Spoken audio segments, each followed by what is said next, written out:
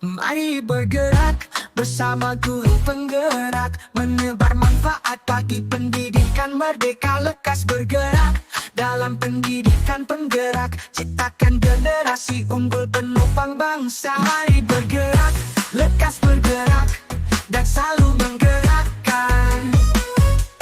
Mari bergerak, lekas bergerak, dan selalu menggerakkan.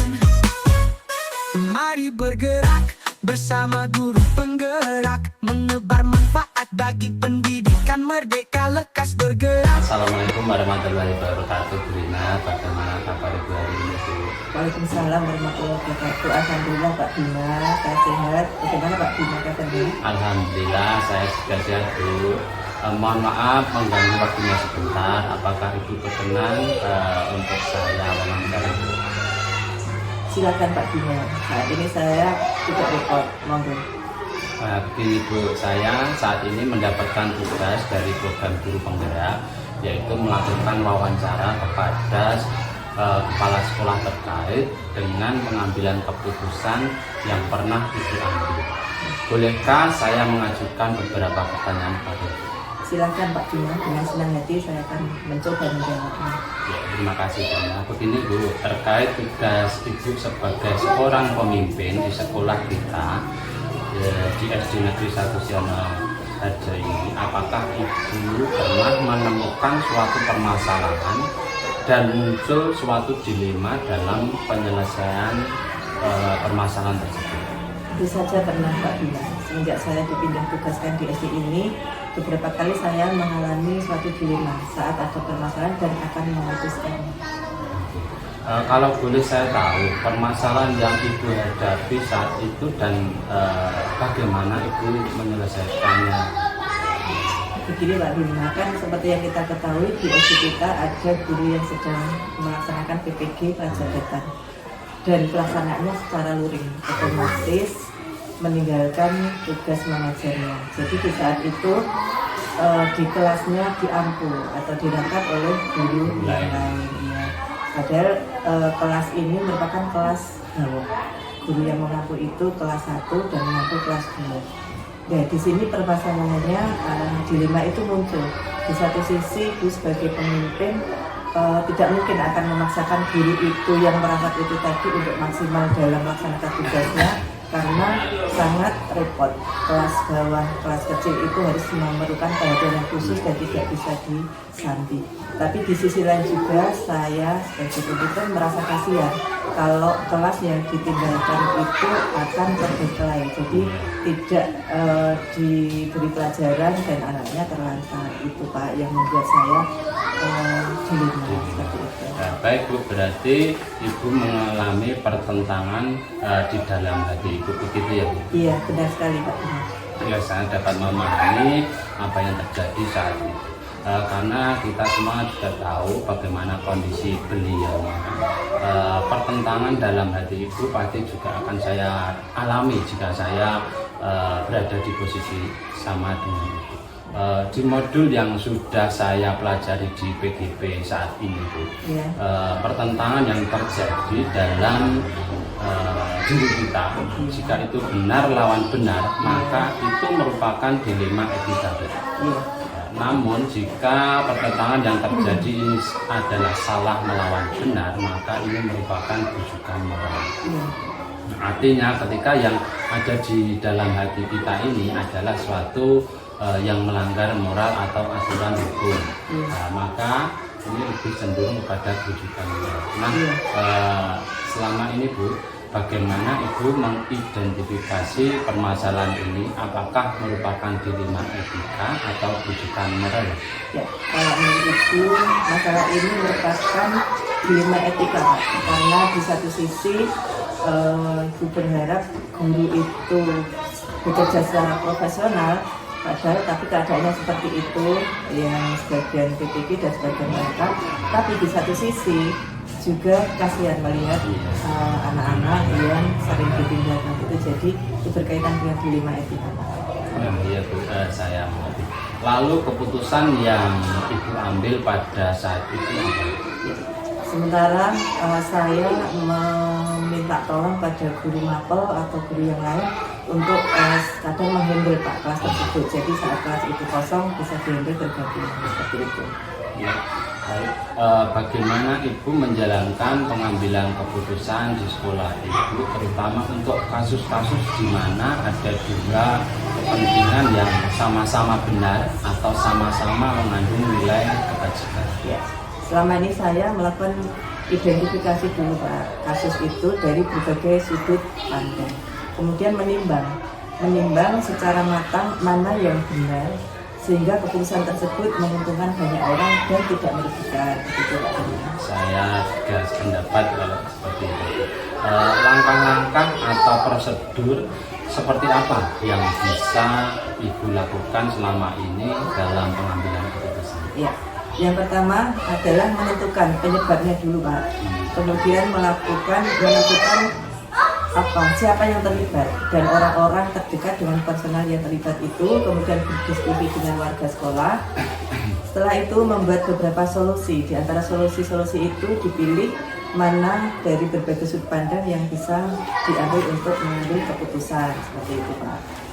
Kemudian ada tidak Ibu hal-hal yang selama ini Ibu anggap efektif dalam pengambilan keputusan pada kasus-kasus dilema etika tersebut? Iya, ada Pak. Saya melakukan analisis kasus dulu, kemudian menentukan solusinya. Kasus itu sesuai tidak dengan peraturan dan norma. Kemudian setelah itu mengedepankan kepentingan umum, solusi apa yang bisa bermanfaat bagi banyak orang dan itu berlakunya dengan jangka panjang. Baik Bu, luar biasa sekali Bu Rina. Saya sangat kagum dengan cara pandang Ibu dalam melihat suatu kasus atau permasalahan ini. Kemudian apakah selama ini ada hal yang merupakan tantangan dalam pengambilan keputusan pada kasus-kasus di luar? Tantangannya adalah karena ini kondisinya benar sama benar Pak. Jadi harus benar-benar dipilih keputusan terbaik, di mana keputusan itu untuk kepentingan umum dan tidak ada yang dirugikan. Baik Bu, apakah Bu Rina memiliki sebuah jadwal tertentu dalam sebuah penyelesaian kasus itu tadi, atau memiliki sebuah jadwal untuk menyelesaikannya, bentuk atau prosedur seperti apa yang Ibu jalankan? Kalau kasusnya itu kasus yang ringan, biasanya langsung saat itu juga diselesaikan dan diputuskan Pak. Tapi jika kasusnya itu berat, perlu melakukan langkah-langkah seperti yang di atas tadi.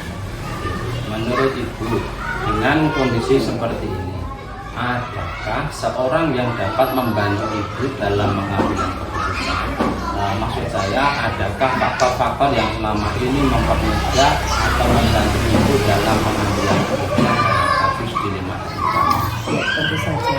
Selama ini saya melibatkan warga sekolah, kemudian wali murid, stakeholder, dan semuanya warga sekolah. Jadi semuanya berperan dalam memberi keputusan untuk keputusan yang terbaik seperti itu.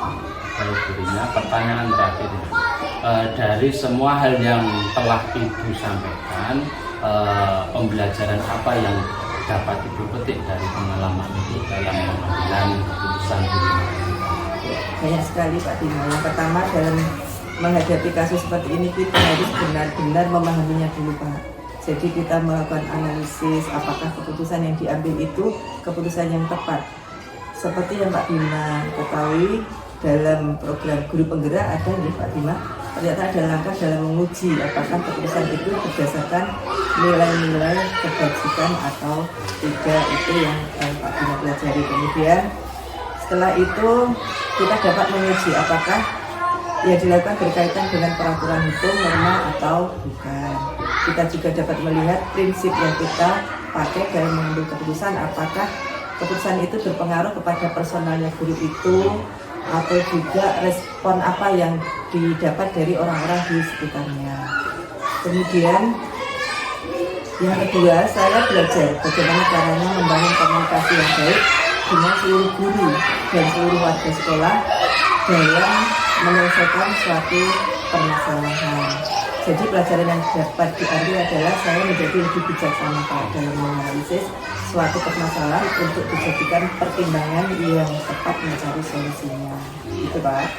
Baik Bu, saya banyak belajar dari Ibu hari ini. Ternyata dalam pengambilan keputusan kita memang benar-benar harus jeli, begitu ya.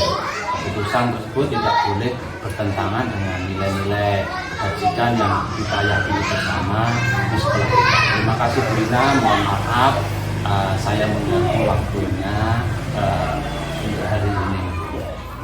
Tidak Pak Bima, saya justru senang dapat bercerita, bersharing dengan Pak Bima, berbagi pengalaman. Saya juga semoga Pak Bima sukses dalam menyelesaikan tugas-tugasnya dalam guru penggerak ini. Amin, amin, amin. Terima kasih Bu Rina. Saya mohon pamit, Bu Rina mau melanjutkan tugas untuk mengajar. Assalamualaikum warahmatullahi wabarakatuh. Waalaikumsalam warahmatullahi wabarakatuh. Silakan ya. Dan selalu menggerakkan.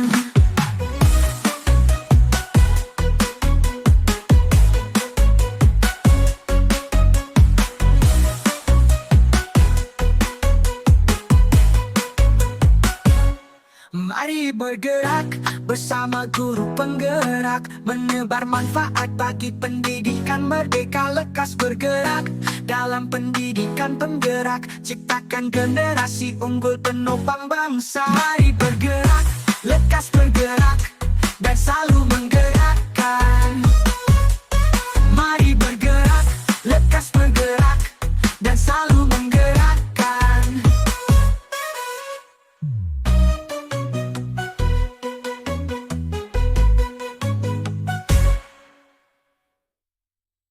Mari bergerak bersama